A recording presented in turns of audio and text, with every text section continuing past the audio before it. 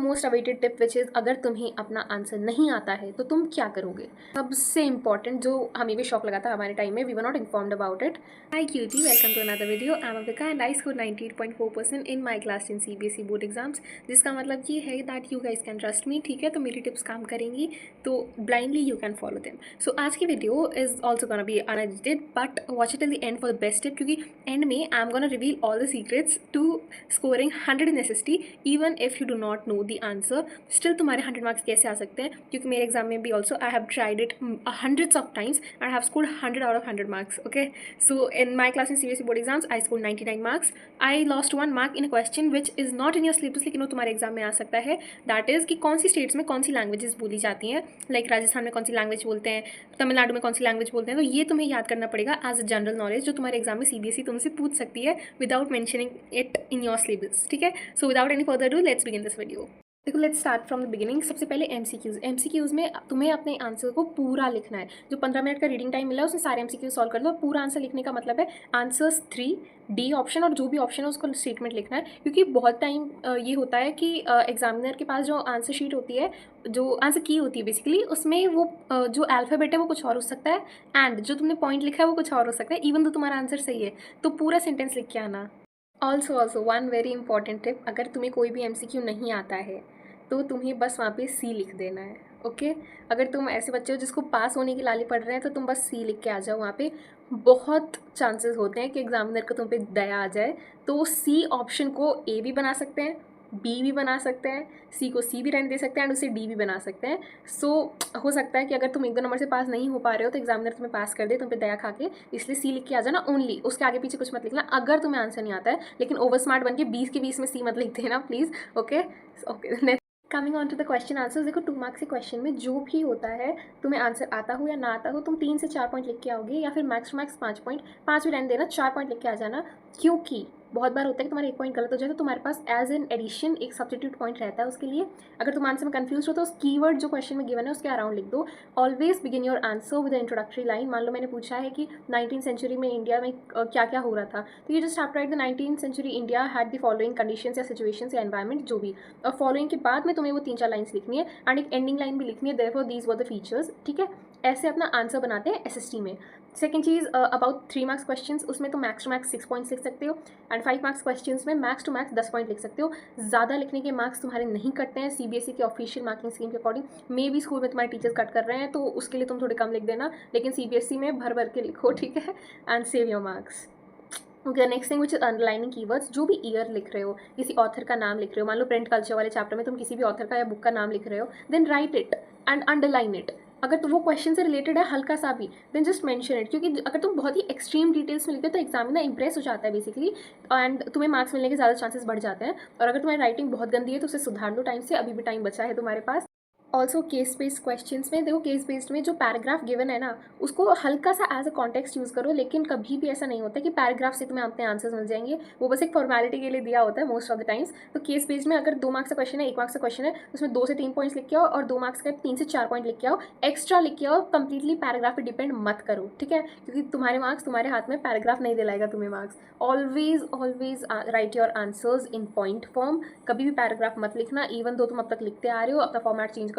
CBSE में examiners नहीं पढ़ते हैं paragraph. If you want to proof, search for CBSE model answer sheets and तुम्हें गूगल पे दिख जाएगा how students have written in the form of points. एक पॉइंट को 2 से 3 लाइन का बना दो अगर तुम्हें कुछ ज़्यादा ही ज्ञान आता है तो, ठीक है, अदरवाइज 1 लाइन या 2 line is enough.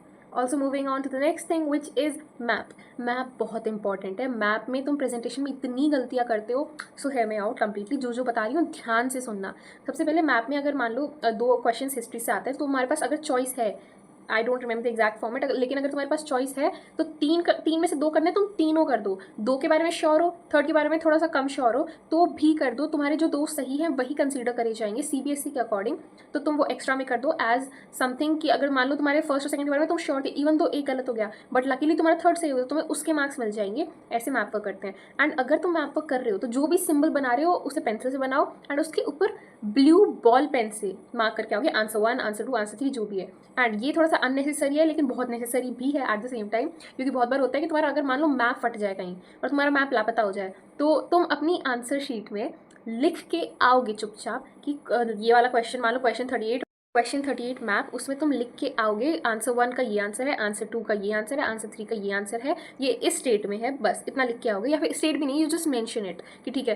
And math में सबसे इंपॉर्टेंट जो हमें भी शौक लगा था हमारे टाइम में, we were not informed about it, CBSE में हो सकता है there is a lot of chance कि तुम्हारे मैथ वर्क में तुम्हें डायरेक्टली क्वेश्चन नहीं दिया जाएगा कि इस चीज़ को मार्क करो।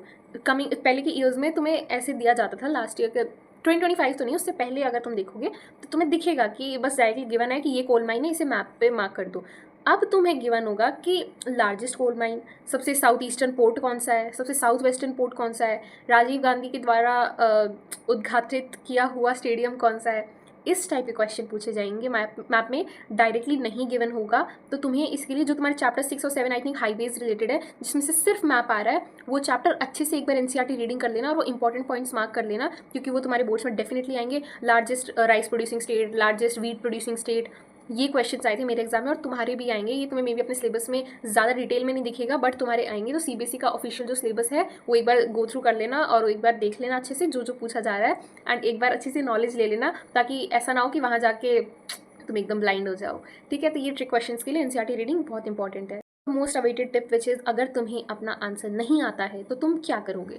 देखो, फर्स्ट ऑफ ऑल क्वेश्चन पढ़ो। मान लो again let's take this example, ये हिस्ट्री में हमारे साथ भी हुआ था कि 19th सेंचुरी में इंडिया में क्या चल रहा था। ओके, सो 19th सेंचुरी में ये तुम प्रिंट कल्चर के रिलेटेड भी लिख सकते हो 5 पॉइंट, या तुम नेशनलिज्म इन इंडिया से रिलेटेड भी लिख सकते हो 5 पॉइंट। तो इसमें बेसिकली मान लो तुम्हें कोई सा भी नहीं आता, लेट्स सपोज फॉर 1 सेकेंड कि तुम्हें कोई सा भी नहीं आता, तुम मैक्स टू मैक्स 2 पॉइंट याद है, 3 पॉइंट याद है, तो उन 2-3 पॉइंट्स को ही तुम घुमा घुमा के, let's take an example print culture का था, 2-3 पॉइंट को घुमा के 4-5 बनाना पड़ेगा तुम्हें, जैसे तैसे टुकड़ों में कर दो उन्हें, कुछ करो।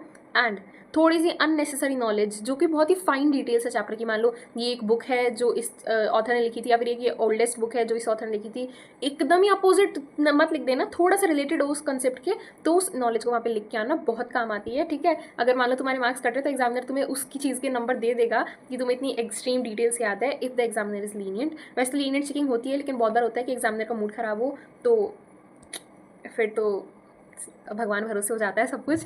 इसलिए that was it from my side. Thank you so much for watching. Answer sheet की प्रेजेंटेशन क्लीन रखना, बहुत प्यारा प्यारा लिख के आना, हेडिंग सब हेडिंग्स बोल्ड में लिखना, और जो भी पॉइंट्स हैं उनके साइड में एरो बना देना। आंसर जो ANS लिखते हो आंसर का, वो डबल अंडरलाइन कर देना। आंसर्स के बीच में टाइम बचेगा बहुत मिलता है सिस्टम में, तो 1.5 घंटा बच जाता है बच्चों का, तो आंसर के बीच में लाइन ड्रॉ कर देना। क्लियर एंड सुंदर प्रेजेंटेशन रखना ताकि तुम्हारा पेपर मोती की तरह सजा दिखे।